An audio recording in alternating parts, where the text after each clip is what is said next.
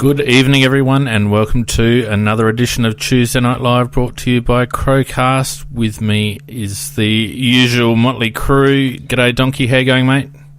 Good, mate. How are you? Not too bad for an old fellow. McKay, speaking of old fellows, how you going? Still alive, mate. Well, that's good. And Pete, how you going, mate? Fine, I'm very well, thank you, and evening to the other boys. Very good. Let's crack into it because we've got lots to go, so we'll crack straight into some news, shall we?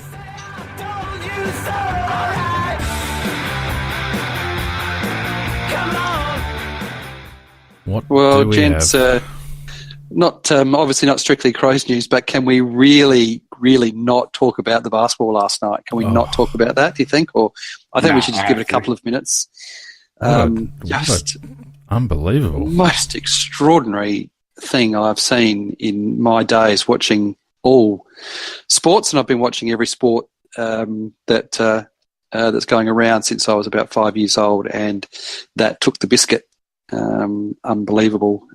So yeah, I don't know what your thoughts were, but I'm sure we've all seen the footage now, and it was just obviously started off with the Australians' unsporting foul, and which wasn't a good look, and there's no getting away from that. But that's an unsportsmanlike foul, or it's a tech foul, or it's an ejection, or that's what it is.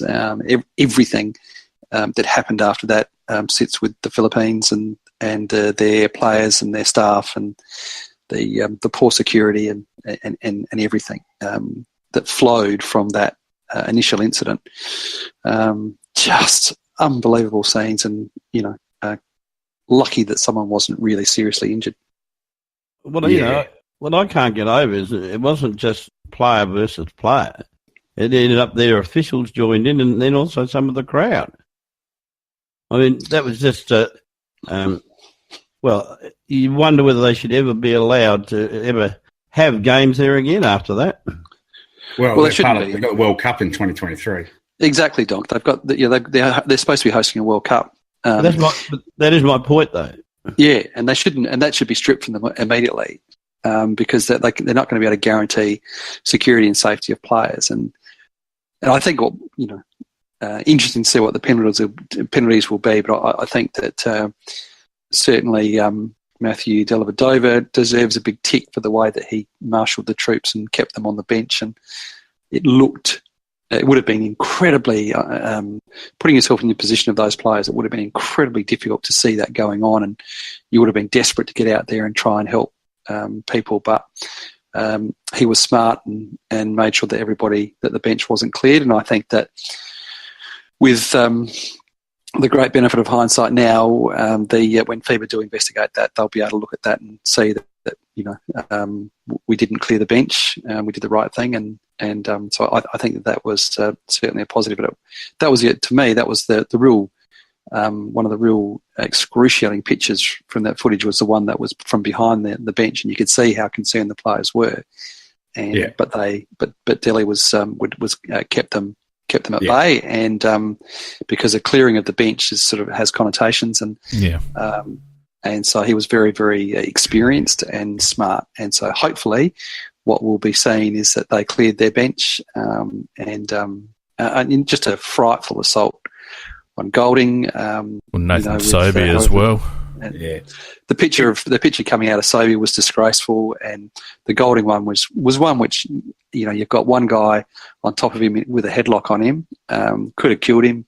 You had another guy holding down his legs, and you had 3 or 4 other guys just raining down punches and kicks, and it was the most unbelievable scene. And their security just wandered around and just did nothing. And, it was it was just atrocious.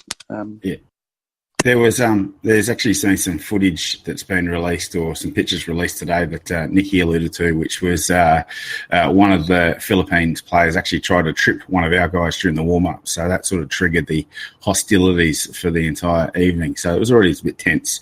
And Australia was, I suppose, a bit tough, but they were playing like dirty grubs right from the get-go. Well, it looked like they came out with intent, didn't it? Yeah. Well, you got the coach.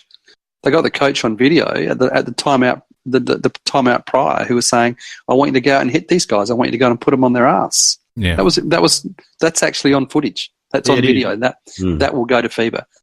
Yeah, hopefully, and he incited them, and he really is the really disgraceful culprit in all of this. And interestingly, sorry, Don, you go. I was going to say there's two, and you've sort of alluded to this, but there's definitely two parts to this as far as my sort of the thin edge of the donkey's wedge goes. One is the behaviour of the team leaving the bench and coming into a fight. That's, as you alluded to, that's an automatic tech if you come off the bench, and it's automatic disqualifying foul now. It only got changed a few weeks ago by FIBA, which gets you out of the game. And that's one thing, and you discipline the team in a certain team way.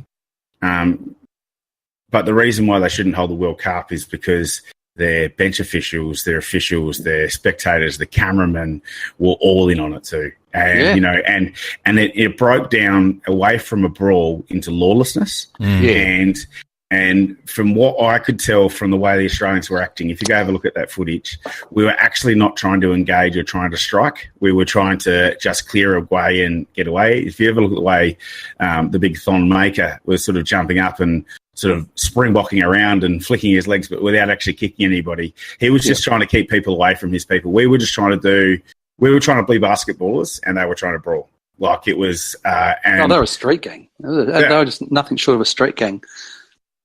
Unbelievable. And their mentality afterwards, they're taking selfies as if this was a marvellous victory. And so the collective IQ would be, about my age, I guess. Well, and I reckon you got to ask the question: what the hell is Philippines doing holding a World Cup anyway? They're clearly a shit team. They don't have much basketball heritage whatsoever. So whatever political bloody. They love the basketball. Yeah, they might love it, but they're not successful. Number one sport over there. Oh, well, I don't know. I love soccer in Honduras too, and you wouldn't give them the World Cup. Yeah. Well, they gave it to Qatar. Yeah, but they've got $953 gazillion. It's been really interesting observing social media today and the complete cultural disconnect when social media is flooded by obviously Filipino fans of basketball, and the reaction is just that, well, you started it. It was our home court, and you started it. So why are you surprised at what you got? I don't know whether it's my conspiracy brain going on, but I'm involved in a few different threads involved in basketball ENT, and it seems to be people that I've never heard of or met before seem to be finding their way onto all these things that I'm talking on, and I almost feel like it's Russian bots sort of coming in to defend and do the social media war campaign. Like I actually felt like that today at some time. So anyway, sorry, we should move on back to the Crows. The news today, a bit of news around just as recently as today. First of all, injury news: David McKay out for a month with some issues with his ribs. That's just been released today, and also the good news that the captain Taylor Walker appealed his ridiculous misconduct. Oh, it was just come on charge and had that overturned in about 20 seconds flat. So. Just a bit of a joke. Who even put that up? Was that bloody... Who put that up? Michael Christian. He's an idiot. Unbelievable. But, you've got a situation where he's been punched in the back, and that's not doesn't go before the tribunal, or doesn't get fined. And then when Walker turns around and gives the compulsory love tap on the chest, he goes. I mean, that's just absolutely ridiculous. And Michael Christian, I think, has made an absolute fool of himself in this situation. Michael Christian has been a failure, in my opinion, with the MRP. I don't think it's been proved to be a good appointment, whether it's the framework around the MRP or whether it's just his poor decision-making and judgment. I've seen him as a failure. I thought he started off okay, but... Yeah, he had, but he's actually degenerated into a situation where... you almost would say that Victorians get favoured by Michael Christian because, when you look at some of the guys that have gone up there from Victoria who've done much, much more worse than Western Texas, not on a retaliatory situation. They've been dismissed by him or just overlooked by him. I think, Phoenix is right. He has been a failure. And one of the reasons for that is a total lack of consistency. And it doesn't matter what decision the guy makes. If he's consistent, then he's probably successful. But once you get the situation where it's a variable penalty for the same situation, depending on who's up there, well, then that's no good. I think it shows the real danger of having a single person in charge of the MRP. I honestly think you need a panel. And whether it's state representation or whether it's, the representation from SANFL, Waffle and Victoria, I don't know. But you've got to have a panel because I think a panel would smooth out some of this inconsistency and take away some of the bias, particularly if the panelists were spread evenly across the code, but as it stands at the moment, it's just a crapshoot. And thankfully, the tribunal, upheld some sort of credibility in the whole thing.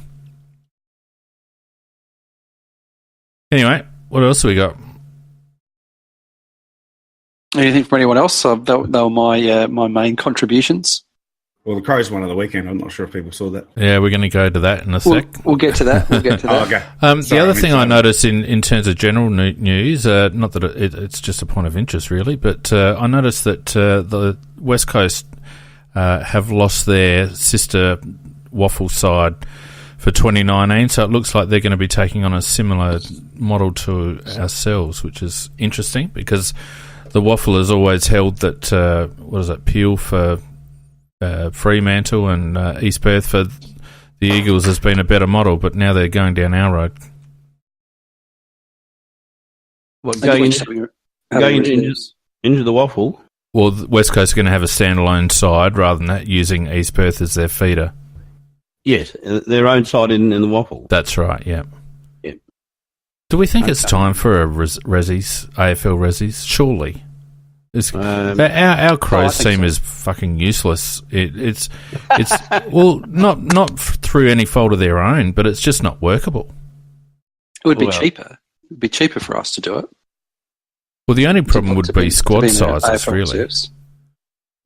Squad sizes is the only thing. If you work out what we pay the SANFL each year, it would actually be cheaper to be flying a second team around the country. That could well be right, actually. If that was the case, I'd personally prefer to see a proper seconds reserve team. And your point is a valid, though, Phoenix. You'd have to look at squad sizes or a secondary squad or something like that. But to me, it would make more sense, I think. Do you think it's time to actually incorporate a composite seconds team for all clubs? Because every club has got the same squad size. So if you had a Rezzies comp, then one of two things has got to happen. You've either got to increase the squad size, or you've got to make up some sort of supplementary list. And to me, I think it's a really good opportunity to maybe rejig the TAC Cup, the under-18s level, and maybe have a hybrid of, the people that aren't picked in the 22 at AFL level, and then the balance coming from the under-18 stocks. Look, it's a possibility, but Nicky does make a good point in the chat there, and which we have overlooked, the fact that we have paid our SANFL licence ahead for some years. I'm not sure how many it is, but that would be a substantial amount of money down the drain. Oh, we'll get a bloody refund. I don't think that. Yeah, good luck with that. No, in theory that sounds nice, but I don't think that would happen. I mean, it's getting to the point when we assess form, it's now getting to the point where SANFL form is almost superfluous. It doesn't mean anything. There's such a wide gap between the standard of the competitions and the standard of the two sides. It's almost impossible to draw a form line. We've seen a number of players come in this year that have had variable form. Jordan Gallucci is one that really stands out for me, that really wasn't setting the world on fire at SANFL level, and yet bring him into the AFL team, and all of a sudden he's proving to be quite a valuable player. And I guess from my perspective, the danger is that there's some blokes in there that have been wallowing in the twos for a while that are probably getting judged on SANFL form and not getting a go in the ones as a consequence. And I just wonder whether it's actually doing us a disservice overall.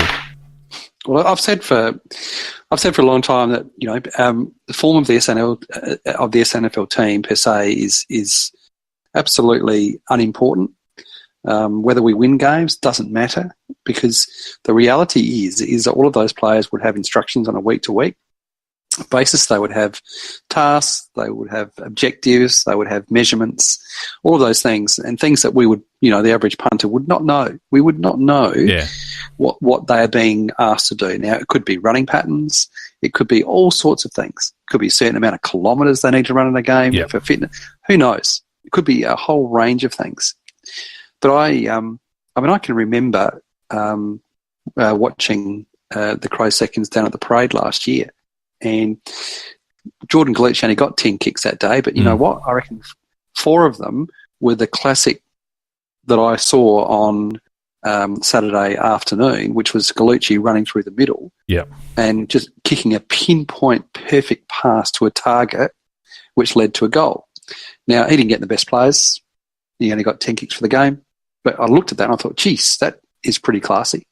And and that's just me being a punter. Yeah. But I think that there's no doubt in my mind that, all of those players would have individual goals and targets and instructions and all of those things. And, if all of that on a particular given Saturday put together ends up being a win, well then, well and good. But it just doesn't matter. It's what the individuals are getting by playing in a competition to improve whatever it is that their AFL coaches need them to improve. Yeah. That's another little bit of news. Tomorrow is the, if you like, virtually for South Australia, the grand final of the Tack Cup, of the under-18s competition, not the Tack Cup, under-18s competition.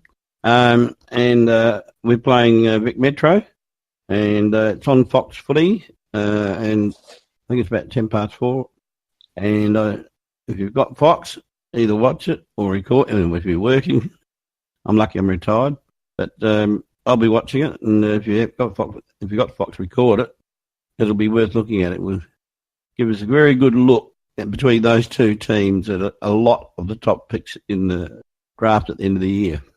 I'll tell you the bloke that stood out in the SA team, and I can't remember his name, and I apologise, but that Indigenous lad, what's his name, Macca? Can you recall? Are you talking about Rankin? No. There's another guy, a medium-sized player by the looks of it. I can't remember his name. But I've seen some highlights of a couple of the games, and he's really stood out, and he's not a highly fancied. I'll find his name. Keep talking, and I'll find his name. And there was an article in, I think, was it Malcolm Blight who wrote the article that in the Advertiser that all this talk about Lukosius and giving up draft picks to try and get hold of Lukosius makes no sense when you look at what we really need is speed. And they said that if the Crows are going to move heaven and earth to get one bloke, it should be Rankin. Yeah, big time. I think that's the immediate one, isn't it? Yeah, Rankin. Well, I can see the logic in that. I guess the thing is, when you look at our key position stocks, though, Macca, we've got Tex at 30, we've got JJ sort of getting close to that age, and then we've got Darcy, obviously, who it's not even settled yet whether he's going to be a key position player or whether they're going to try and turn him into a mid. But we don't have a heck of a lot coming through. We've got Elliot Himmelberg in the 2s.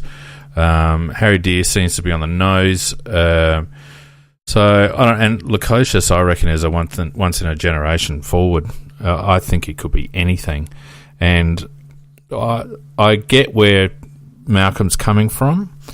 But the old saying is, you can pick up midfielders a dime a dozen because there's so many of them, but there's not many 250 game ready-made key position players, and I reckon Lukosius represents one of those. And I'd still be going for Lukosius all out because I think he's a career player that just has so much upside. Yeah, couldn't agree more, Fane. Could not agree more. I'm backing Malcolm Blight over you, just quietly. Well, that's just my opinion. But and Rankin's a fantastic prospect. He really is. I mean, there's probably a slight query on his size, but whoever picks up Rankin is going to have a hell of a player. But when I think about Lukosius, I think about Nick Riewoldt. Nick Riewoldt was a ready-made AFL superstar, just sitting there saying, "Pick me," and I reckon he's the last one that's been of that mould, and I reckon Lukosius is the next one. The interesting thing is if you look at the draft results for the last 10 years and look at numbers 1 to 12, there isn't very much difference between any of those particular numbers. In fact, you'll probably find that the best player out of those drafts may well come out from a number 11 or a 10 or a 9 or an 8 or even a 12 or a 13. So it's no guarantee that number 1 will always turn out to be be the best, although Lukosius does appear to be a little bit special. Fiend, just on your point about the lack of depth, I know that PJ just mentions Mitch McGovern, and then very sensibly puts in brackets if he stays. Well, that's going to be the big question at the end of the year. So yes, key position stocks. He's an important player, and particularly with his age profile, he's just he's got that 40, 50 games under his belt. So he's a really important that he stays in terms of our key position stocks. Nicky also mentioned Ben Davis. Love him. Reckon he's fantastic, but he's a medium. He's a Jack Gunson type, if you ask me. Yeah, he's a little bit shorter than Jack, but he plays taller. But yeah, I agree. He plays that similar style of game. So he's not in our key position forward stocks. Although I rate him highly, I think he is a real talent, and I think I agree with Nicky and PJ that he should play a lot of footy for us. But I agree with you, Ben. I think the cupboard's a bit bare, and I'm a big fan of going all out for Luko. Yeah, it'll be interesting to see how they play it, and obviously a lot depends on probably how we go for the rest of the season and how they assess a squad as a consequence of that, and how many picks we end up with after people make up their minds on contracts. So we could have anything from 3 picks to bloody 6 picks. So who the hell knows? Interesting. Who knows? Should we have a chat? Sorry, go on. Yeah, sorry, just one more thing. It was also good to see Dylan Roberton back on the track too for St Kilda, the young lad that had that heart issue. If you recall, he was a bloke that basically fell flat on his face in the middle of a game for no particular reason. Yeah, it was very frightening, that footage, and it's so good to see him back on deck, and looks like he's all good to go. I'm not sure whether he's going to get back on the track to actually play games this season, but just to have him out on the training track with the Saints would be good. So good to see that. Do we want to get on to actually talking about the game? Yeah, have a quick chat.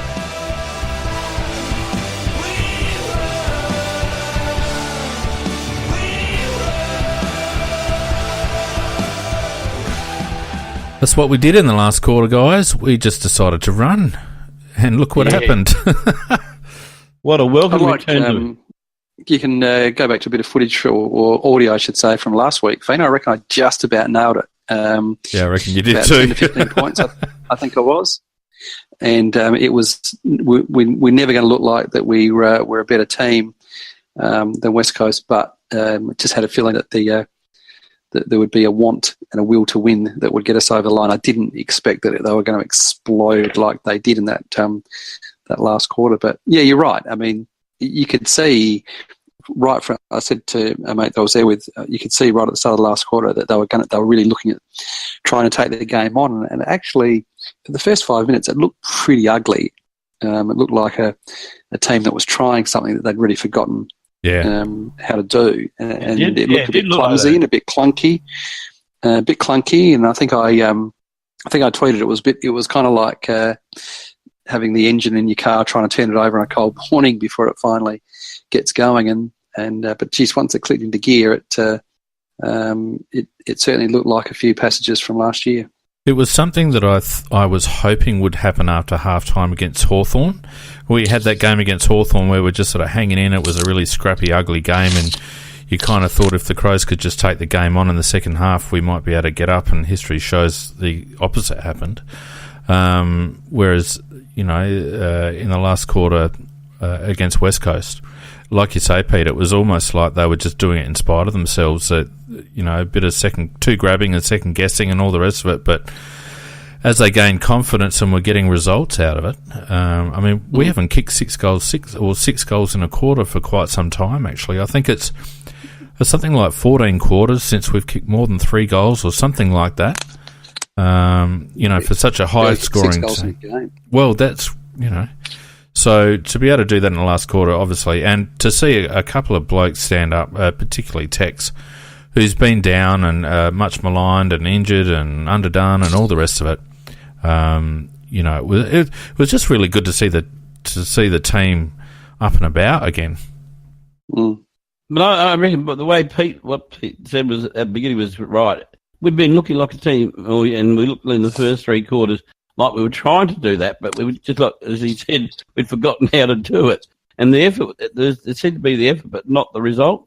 And then all of a sudden, I don't know what really made it click in the last quarter. I suppose it was the coaches saying, don't worry about, because we had been avoiding the centre of the ground where they'd been deliberately stopping us going through there, and because we wouldn't take the chance in case the pass went astray. But he just said take the chances, and we did. And Tex lifted. Sloaney had a very good last quarter, and they all lifted it. And that's the type of football we're capable of playing, and it was great to see it come back. Yeah. Look, anytime you have a passage of play where you got 2 beautiful contested marks sort of sailing over the pack with Fettuccini and then Walker, then you know that it's all just clicking again, and it hasn't done for a long time.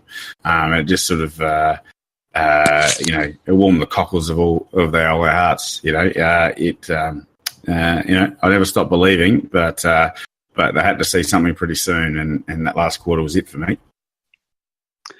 Getting a bit of man love for Geordie Gallucci. I really enjoy the way he plays. And we don't see enough of it, unfortunately. I know that he's still very, very raw and he's developing. But there's on occasions this year, and I go back to the Swans game where he drew in the last quarter when it was crucial. He drilled on the left foot Josh Jenkins with a pass that was just out of this world for an important goal, and another similar, freakish pass to Eddie Betts. Can't remember which team it was. It was at Adelaide Oval in the southwestern pocket, and then again running through the middle on Saturday. The way that he weighted his kick for Hugh Greenwood to mark. He's brilliant. Got some really, really special kicking talent. At pace. I reckon he's just been he's a bit undersold, I reckon, just in terms of his skills. There's been a lot of, talk about his athleticism and all of that, but I like the fact that unlike he's the anti-Crouch in the sense that he doesn't look to handball all the time. He's a real kicker. Yeah. And if you look at his stats, he's always got many, many, many more kicks than he has handballs. He's a kicker of the football. And I like the fact that he gets that bit of distance. But, when he's got a chance, he has got some real talent on the kick. Well, I think the key with Gallucci is that I reckon one of the reasons why his stats are so slanted towards disposal by foot is it shows his ability to break free. And that burst through the middle, he didn't have any right to get away from the bloke that was tackling him. And that was pure power through the quads and through the core, and just raw pace. And I put my hand up to say that I didn't think he was anything special, but it goes back to our chat about the SANFL. But since coming into the team, he shows some glimpses, and I guess it begs the question, with DMAC out, who goes to half back now? Is it Kirtley, or do we try Gallucci running off the back of the square like that? Yeah, I was thinking about it myself the other day, and I'm thinking I'd probably start Gooch there and give him a chance to see how he goes, because if he breaks even and gets the ball, well, he's got the ability to run away from his opponent, and as Peter said, he's a lovely kick. I like seeing Hampton up forward. Yeah, don't touch Curley. I agree, Dunk. I thought he had a really good game. That little snap from the boundary, it was pretty good. And I think it just plays to his strengths. He's actually a flary player, and he will chase hard. So he'll lock it down, and he will try and do some things forward. I think that's just where he needs to be. Well, and that's his role, and that's his strength is that pressure that he can bring. And he not in that last quarter, he not only got his own goal, but he was totally responsible for Seedsman's goal as well. Yep. And you saw all the players sort of run to him once Seedsman had kicked the goal because it was him that had caused that spillage. So yeah, his pressure in the forward. So I certainly wouldn't want to move him, I don't think. Yeah, I mean, we're obviously going to have to make at least one force change with McKay. So you would think, probably Lukey Brown comes in there. But again, I think that kind of makes our defence look a little bit too slow. So it'll be interesting to see whether they try Gallucci behind the ball again. You mean Lynch coming in? No, Luke Brown. I thought he played. What about, you don't think Lynch will come in? Well, he probably will, but I'm saying at least one force change. But Brownie played. Oh, sorry. Yeah, of course he did. I was thinking that he missed. Sorry, continue. Well, I was like, I'm too scared to say something now. Well, maybe I'm wrong. No, well, Lynch will come in, and then it's a question. Probably Fogarty. He must feel like a yo-yo because he's in and out, but that's, as a first-year player, that's his role, I guess. Well, you've got to have someone come in for DMAC. So I reckon Lynch for DMAC. Do we just go the one change and mess the team around a little bit, or do we go like for like on DMAC? And I'm thinking that it'll be Lynch comes in, as you say, just move him around a bit, and Gallucci goes back onto the half-back flank, and the rest stay where they are. Mm. I reckon it'll be like for like, and mainly because I really don't think that we will want to go into too cumbersome against Richmond, and so correct, I think it'll be like for like. I think Fogarty will come out for Lynch, and I think Atkins will come in for DMAC. Yeah, I think that's a mistake. I just don't think Atkins has the defensive pressure we need against Richmond. Well, I mean, we need to have a look at how things played up in the grand final, because it's the same venue, the same team, and they're going to play us the same way. And where we got beaten was on the outside, on the defensive spread on the outside. So is Atkins the answer for that? I'm not sure, but I don't know. I don't know. There's the answer to it. I just think that's what they'll do because, I mean, if not Atkins, then who?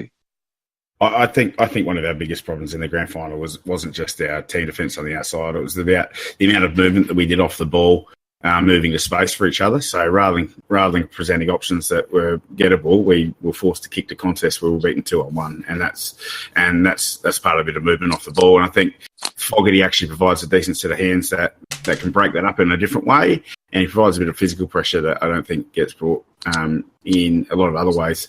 I also feel like he's had 5 or 6 almost games this year, like those games where he almost takes 3 or 4 marks and blows the game apart on the scoreboard. And I just think it's ticking and it's coming, and he's going to have a monster pretty soon. No, you don't go from having 5 positions to having a monster, Donkey. No, he hasn't got the tank. He hasn't got the fitness. And no, I just think he's going to pull in a couple of those marks, and they're not going to over his head. That's why he has almost games, is because he hasn't got the tank. And what he shows is he's got great cameos, and he shows that he's going to be an absolute dead set superstar.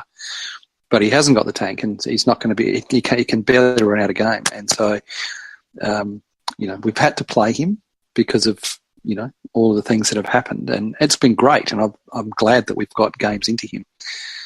But he's not going to. And PJ Gross rightly says transition on the MCG. Just forget about it. He's just not going to be anywhere near it. So that's why I see him going. And I don't necessarily. And look, I don't think that Atkins is necessarily the answer, but I just there's some synergy, isn't there? Because every time DMAC gets dropped, somebody gets injured so that he can come back in. And I think that's what's going to happen with Atkins, when he should have really had a good few games in the SNFL to get himself sorted. But I think that injury is going to force him to come back up. I feel like last year we were prepared in the grand final. I think we were prepared to back our own game, and we were found wanting for pace and the ability to, as Donkey rightly points out, the ability to move offensively and to make space and to transition the ball with any sort of aggression. What will interest me is if Pike decides to go the same way, because I think if Pike decides to back ourselves in against Richmond, we are going to get slaughtered. Because the last quarter notwithstanding, we're just not in good enough nick, and we don't have the personnel at this stage. And I would really like to see Pike acknowledge where the squad sits at the moment and maybe try and compress the ground and shut the game down and actually get in Richmond's face a little bit more. Because I think if we allow them the full width of the ground to move the ball, we're going to get absolutely hammered. So the only thing that, in my opinion, the only thing that we can do is be in their face and really try and shut them down and make it a little bit ugly, force a lot of ball ups, force a lot of stoppages, and I guess a lot of it will depend on the weather, and at this stage it looks like it's going to be decent weather on Friday night. But trying to go like for like with Richmond in our current condition as a squad, I think is just a recipe for disaster. And frighteningly, Fiend, you can just imagine that the coaching staff are thinking, well, we've persevered, we've persevered, and finally our game has won through, and so we just got to stick with our game, and I can see that happening. Yeah. And that's the danger, Pete, isn't it? That we just forget about the first three quarters, which were pretty bloody sloppy and average last week. Yeah, exactly. And they had three of their best forwards missing. Let's not forget that. So, PJ Crows, I'm absolutely with you. This is not a winnable game. Well, I think it's a winnable game if we play it right, but I don't think we'll play it right. I think we'll back ourselves in like we always do. And I think the players will be keen to continue that momentum from the last quarter and continue to run and gun a bit. And Richmond are not the same team that West Coast were last week, and they will carve us up on the turnover. Yeah, there's two parts to I think Richmond's game has changed over the last 18 months. And you might remember about this time last year, they were dropping a lot of games by fading away in the last quarter. It was got a nickname, doing something Richmondy. And the one thing that I've noticed about Richmond football, from about 6 weeks before the finals last year, is they play 4 quarters. So even if you have a good couple of quarters against them, they just don't stop and they just keep coming and coming and coming and coming. So I think our biggest problem is actually just going to be the fact that half our side's still a little bit underdone, a little bit soft, and they haven't played together. So even if we manage to string 2 or 3 good quarters together, I just don't know that we've got that 4-quarter performance yet. Yeah, I agree. Good point. Good point. I'm with the guys who think we can't win because at this stage, I don't think we've got 22 players out on the ground that are hardened and fit and capable of playing at that level and against this quality of team at the level that we'd like them to do and continue to do it for the whole game. If we were to have any faint chance, it would have to be a very, very good start. And then, as Fiend said, they'd set the game so we're controlling the pattern of the game rather than them. Because if they start setting the pattern of the game, it's all over Red Rover. They would just kick our ass. Pattern and pace, Macca, I reckon. And it's that adjustment. So, you think back to the grand final, we actually started off with a bit of a bluster and got a couple of goals and did all those things. It was when they turned the screws, we didn't have any reaction to how they were playing. So let's, we'll talk about plan Bs a lot, but I think we need something. This game for me is what I'd refer to as a PP game. That is a percentage protector. So that's what this game is going to boil down to. We just need to, we've already had some real bad savage hits to our percentage. Just need to try and make sure that we don't have too much damage done to our percentage out of this one. Well, if we're talking about making the 8, then we're really behind the 8 ball because we're quite a distance behind in terms of percentage. So, you're dead set right, Pete. I reckon, by my reckoning, 14 games is the only way that we get into the finals.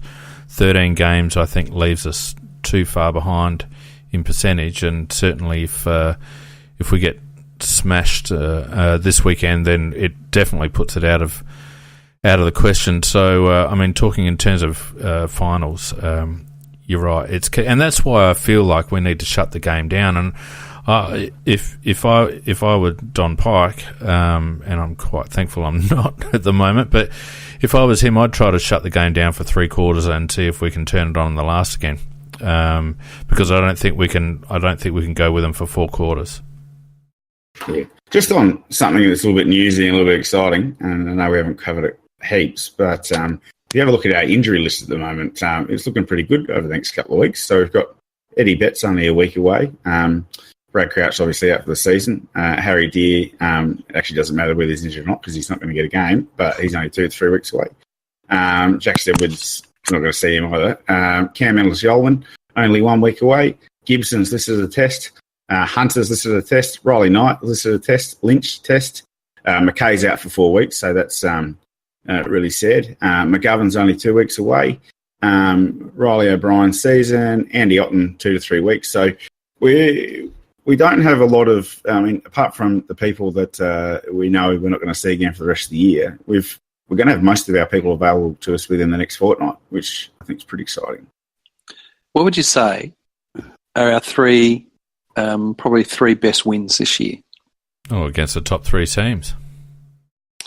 And do you know a common denominator in those 3 wins? Rory Sloan? Number 14 injured in the 3rd quarter of 2 of them and goes off for most of the second half and doesn't play in one of them. Oh, that's cruel. Just saying. That's just the truth. That's just the truth. Well, I mean, let's just talk about that for a moment, because I don't think any of us doubt DMAC's application or his no, of course we don't. Desire. No, of course not. But is it a structural thing where we just don't get enough offensively from DMAC?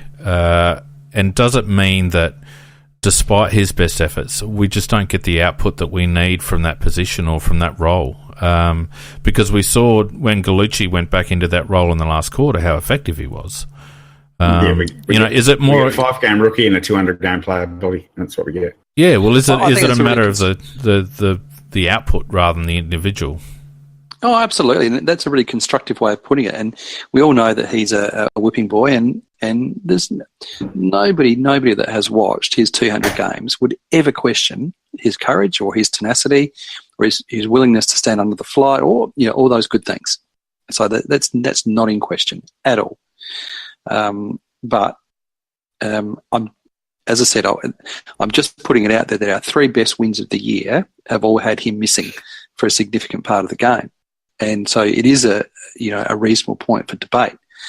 And I think that you put it constructively, Fiend, and that is that, is it the case that he's in a position where we need more output and, better disposal and, I don't know, a few things like that. It's a hard one to get a read on.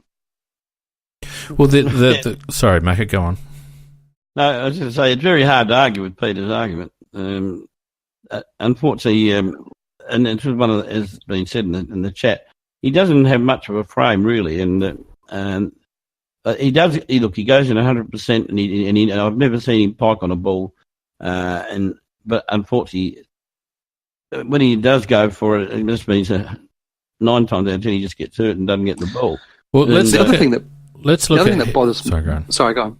I was just going to say, you compare that little burst of Gallucci's in the last, and you put DMAC in place of Gallucci, and immediately 2 things come to mind. Is first of all, he doesn't have the frame or the speed to be able to break away like Gallucci did, and second of all, what DMAC tends to do is run laterally when he's being chased.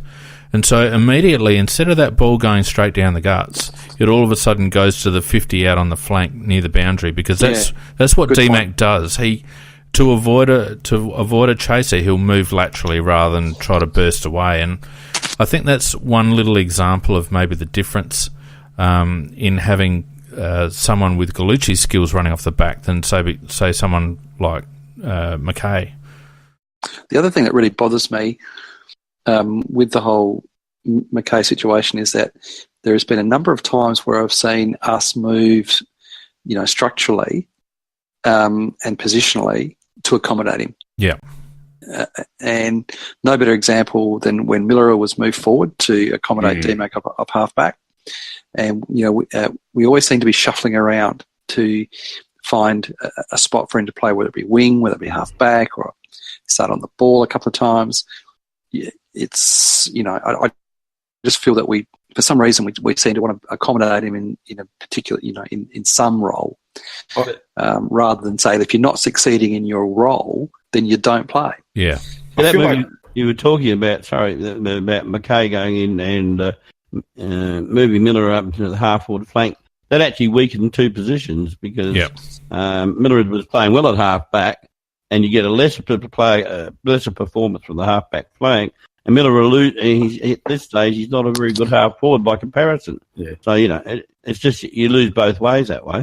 There's one player that we haven't talked about at all that might come in, and that's Gibson. No. I wouldn't be surprised at all to see him come in. For a tagging role, maybe? Yep. On the big DM? Yeah, probably on Cochin, I'd think. Cochin, yeah. In fact, who comes out for him, though, Macca? Well, we were talking about it would be Fogarty and McKay. For Lynch and Gibson, you reckon? Yeah, that's possible. That's possible. If they want Atkins to serve some time, then possibly Gibson comes back in. Well, I don't see any reason why you drop Atkins if you don't want him to serve time, because it was a pretty big message, and he didn't exactly.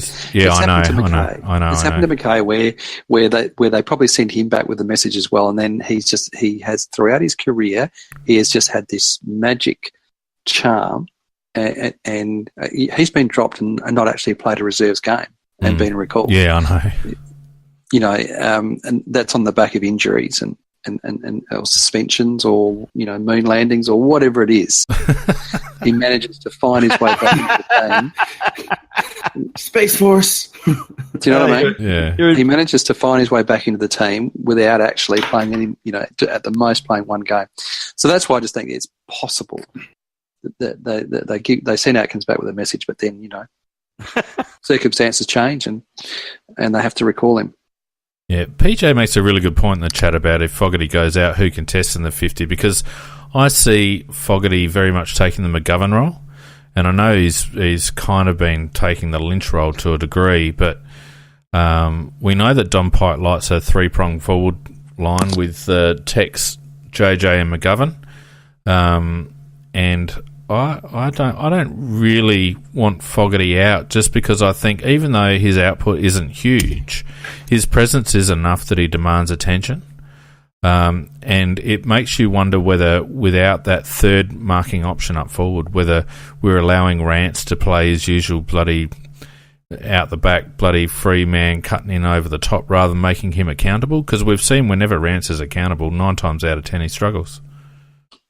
The only thing I support what you said about the contest, but the competition. But the biggest problem is that you've got 4 talls then up in the forward lines, and it's a slow forward line. Exactly. And Richmond play the game on the ground. And you've got to be prepared to go with them on the ground. And it can be, anybody can. I mean, really, the only person that consistently marks is Rance, where you can put a plan in place for him. But if your forward line is Lynch, who's just coming back from a long layoff, and Fogarty, who's got no tank whatsoever, and then Tex and Jenkins, that's you might as well. I mean, we might as well not turn up anyway. But that's a real percentage buster. Well, it depends on the style of game that we play, Pete. Because if we play a slower game style that's more in close, then we're probably going to be relying a little bit more on our contested marking options up forward than if we were trying to play a running free sort of style game where we're trying to hit blokes up on the lead. And I understand having those blokes in maybe hurts us from a defensive perspective, but depending on how it, as I said earlier, my preference would be to see us try to tighten things up and make the ground a bit smaller, and I think under those circumstances it may work out. So I think perhaps selection might give us an indication of the type of game we're likely to see the Crows try to play. Mm. Yep. Galucci out, Otten in, play Kepi off up time. Good plan. You've been drinking again, donkey. PTSD, I think.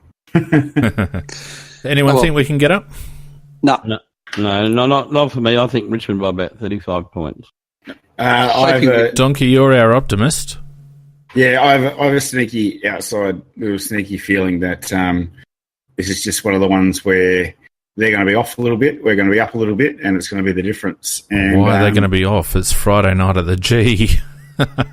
Because weird things happen sometimes. Mate. The other thing too is we're not the hunted anymore. We were the hunted in a lot of these games going in, and we're not the hunted anymore. We're not at the top. And I reckon, Don. You know what?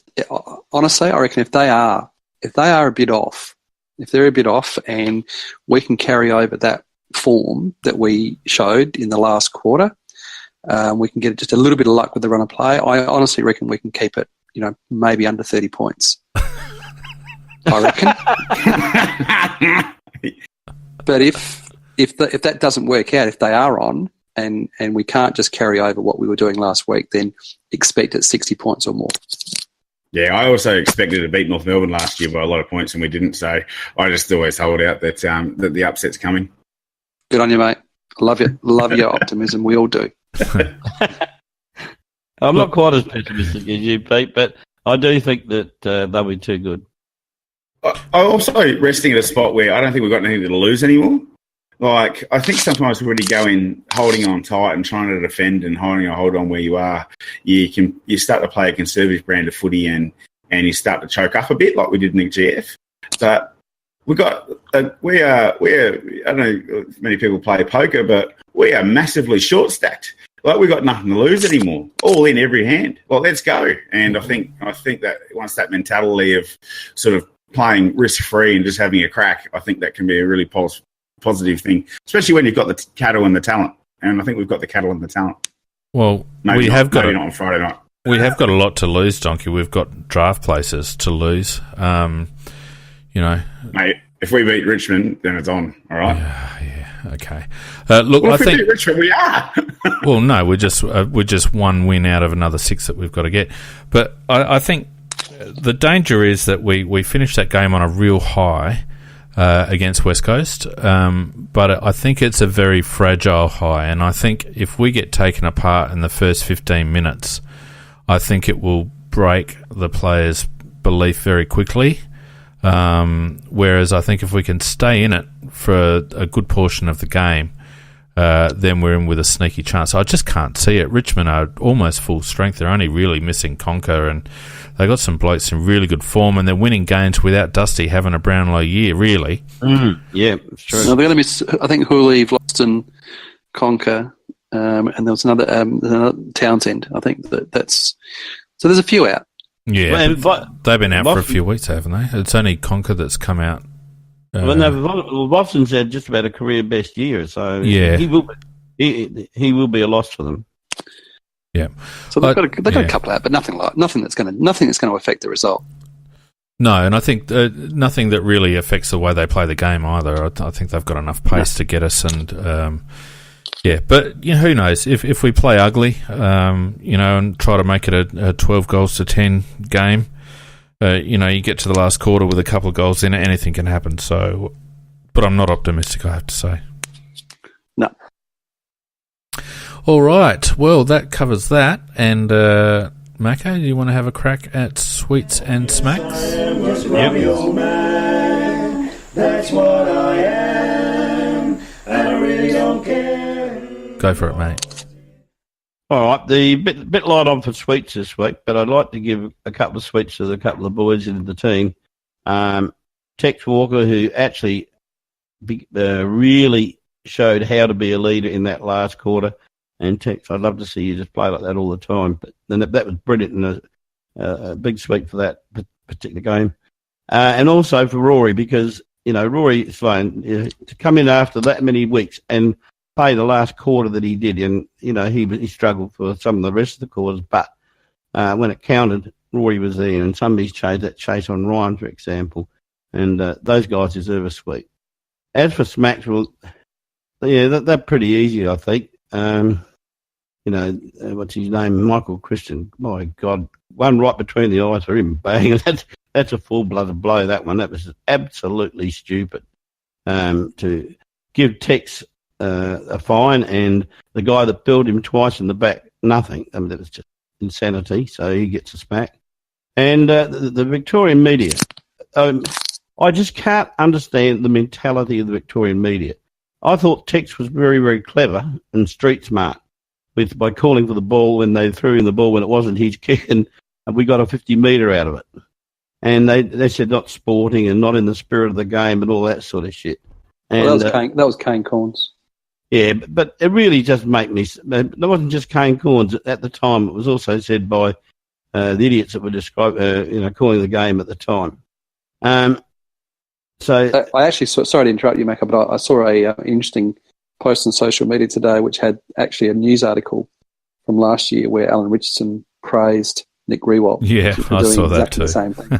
Yeah, and for God's sake, when you're out there as a player, you when the opposition's got the ball and you know their name, you run past, and if they're under pressure, you call for it and they'll handball it to you. That's just Kane Corns being Kane Corns. Yeah, and so, but the same media. Well, Kane Corns is the first person, first AFL player ever to be suspended for diving. So how he can pass judgment on any other footballer for trying to milk a free or milk a 50 is beyond me. Really, he should get back in his box. Yep, and but the same media then praised that buffhead that plays for us and came from the Bulldogs.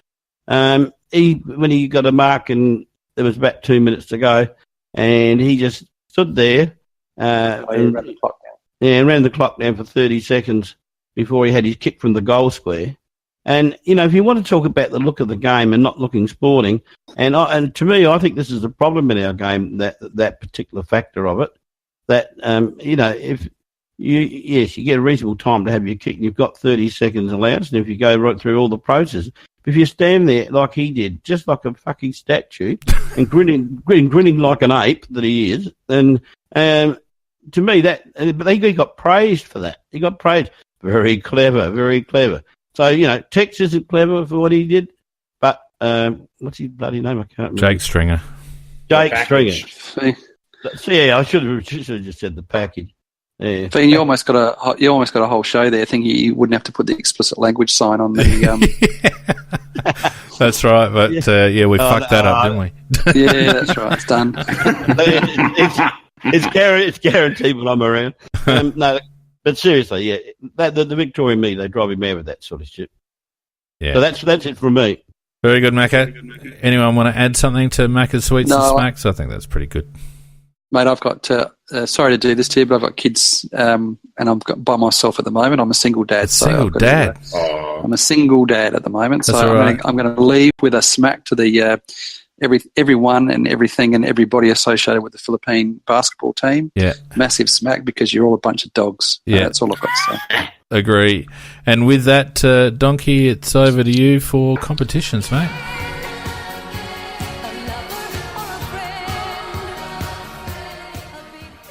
Well, here we are back at the part of the show that everyone comes to hear. That's why I put it at the end, mate, so that I keep people dragging on. so people stay for the whole show. Thanks, mate. Thanks. Make me feel good about myself. The Dreamboats have gone down again to the Winter March, which is Peanut. One Win Wonders have taken the biscuits against Mick Spud's DIY brain surgery, have gone down to Dylan FCC, who's still on top. Monkey Slappers, not to be confused with Phoenix's team, has gone down to Peter and Sir Wheaton second. ASP Rockcliffe, which is Newbie Kimber, is in 15th, so he's just below me, which is fantastic. He has just taken the biscuits against Habanero Hot Sauce. Shuey has gone down to Big Crow's Banger, so Phoenix is now only one win behind me. And I haven't changed my team for a month. How do you feel? Mate, I've had a shocker. And so I'm 1-0 head to head over you as well. Well, I lost to Peanut by by Tom McDonald. And you're trying. At 5. And you're trying. It's horrible. I'm a lot better in Supercoach. Sanders has gone down to Barachos. Az has gone down to the Coodabbeans, and Pete's Pirates has gone down to Skid Kids. So as we come over really quickly to the ladder, we'll see that the top 4 hasn't changed for a very long time, and that I'm catching you. I'm catching you, mate. Turn it up. Okay. Yeah, you're only tips. Yeah. Anyway, there we go. Tips. Hang on. Jeez. What are tips? The pressure makes me go modern internet browsers, you can have 2 tabs open at once. Yeah, well, I've had it open and I was looking at something. You order out chips, and then I get nervous and I slow down. I'm just a boy. Yeah. So J-Mac on the chat is still out ahead on 87. So he's on the very nervous cricket number. Last round, he only got 4, so I'm assuming he forgot to put his tips in or something like that. Dominic also 4 last round, 85. B short, Ben, only 4 as well, so 84. So J-Mac might have got lucky there with a lot of people forgetting to put in their tips. Although it looks like CS Swellers did bother to put in their tips, who's 4th, and he only got 3, so that was a bit of a shocker there. I didn't put my tips in, so I have no idea how many I got. Actually, you would have been better off not putting them in. You would have got 4. Yeah. And Simon Moyle must have also forgot to put in his tips, or he just managed to only get 4 on 84. Just out of the casters, so it's really important to mention where they are. Well, it was until last week, so Peter J's now got it. Peter J's now ahead of me by 1 point, and Phoenix is below me by 5. So that's all the things that matters. And just a reminder to players at home that Mac is not in this competition because he didn't want to play with us. So, squibbed it. And that was it. Thanks, thanks, Don.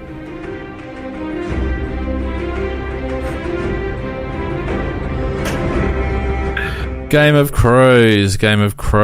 And the reason why I had Daniel Talia in my best Macca is because he absolutely killed it in Game of Crows. For those who selected Daniel for 1%ers last week, he streeted the field. He got 14 1%ers. The next best, no one would have had this guy, Josh Jenkins, with 4. And then equal third, Kyle Hardigan and Tom Day. Interesting that 3 of the top 4 were defenders, key defenders. So, well done to anyone who picked Tiles. And no, I didn't actually. I don't think I actually picked anyone, to be honest.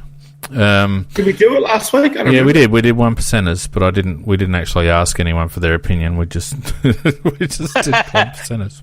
Glossed over it. Classic time with Phoenix. Yeah. So this week I'm going to change it up a little bit because we're playing Richmond. I'm actually going to allow people to tip a margin. And you'll get the amount of... you'll get negative points on your tally depending on how far away you are from the margin, the winning margin. Does that make sense? So to give you an example, if you're on 20 points and you select Adelaide by 10 points and Richmond win by 30 points, then you go negative 40, which will make your tally negative 20. So I've been promising a bit of a change-up round, and this is the one against last year's premiers and our nemesis on the MCG. So pick the margin, the team and the margin, and the closer you are to picking it, the less will come off your tally to date. And after this round, because I've kept it mysterious for the last month or so, after this round I'll be publishing the results of that. So it could be a bit of a leveler. It might get a few people back into the game. We need to breathe some life back into this competition, Donkey. Getting a bit stale. Yeah. So winning team and margin. And the further away you are, the more comes off your tally. And I reckon that's about it, guys. Pete's already bailed, of course. Macca and Donkey, thanks very much for joining us again tonight. We're giving our tips, or? Well, you want tips for the whole bloody round? No, just Game of Crows. I don't give a shit. We already gave our tips. We already gave our tips, didn't we? We didn't put it at score. No, we didn't give a score. Adelaide by 10. Adelaide by 10 for Donkey. Macca, what do you reckon? Richmond by 35, and follow me, boys. I reckon you'll be on the money then. Yeah, I'm saying Richmond by 22. So, there we go. Happy now, Don?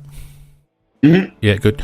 Don't forget, you can follow us on Twitter and Facebook at AFL CrowCast. You can visit our website, aflcrowcast.com. If you're listening on iTunes, you can give us a star rating and a comment. That'd be great. We'll see you with Nikki and Macca on Sunday night for the Wrap Show. Thanks, everyone in the chat. See you later. Yeah, good night, all.